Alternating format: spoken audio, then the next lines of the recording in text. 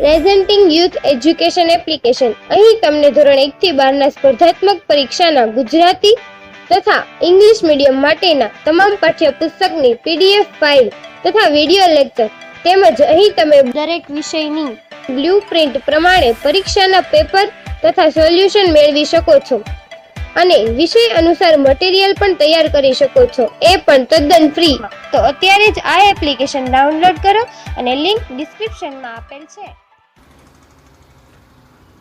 નમસ્કાર વિદ્યાર્થી મિત્રો, હું ડીએ પંપાણિયા ભૂગોળ ધોરણ 12 ની અંદર પ્રકરણ નંબર 3 માં આપણું ફરી હાર્દિક સ્વાગત છે.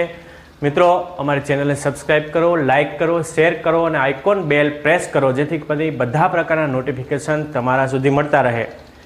ત્રીજા ચેપ્ટરની અંદર આપણે વાત કરીએ તો ખાસ માનવીને પ્રાથમિક અને દ્વિતીયક પ્રવૃત્તિની અંદર પશુપાલન અંગેની ચર્ચાઓ થઈ કે જે પશુઓને વ્યાપારની દ્રષ્ટિકોણથી જોતરવામાં આવે તેવા પશુઓને આપણે વ્યાપારી પશુપાલન તરીકે ઓળખવામાં આવે છે. અને ભારત દેશની અંદર આજે આ પ્રવૃત્તિ ખૂબ ફૂલી ફાલી છે, એટલા માટે કે ભારત દેશની અંદર કૃષિ અને પશુપાલન સાથે જોડાયેલા ઘણા બધા લોકો છે કે જે એ પ્રવૃત્તિ સાથે સંકળાયેલા છે.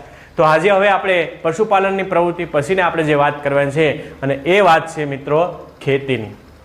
ખેતી ભારત દેશની અંદર ગ્રામીણ જીવનની વાત કરીએ તો 68% કરતાં વધારે લોકો ગ્રામીણ જીવનની અંદર વિભાજિત છે. અને ભારત દેશની આપણે જ્યારે વાત કરીએ તો ભારત દેશ એક કૃષિ પ્રધાન દેશ છે.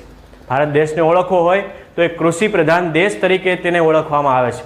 આપણે ખેતીના સંદર્ભે વાત કરીને તો ભારત દેશની અંદર વર્ષોથી ખેતી થઈ, પણ ખેતીની વાસ્તવિક શરૂઆત ભૂગોળ વેતાવે આજથી 12,000 વર્ષ પહેલા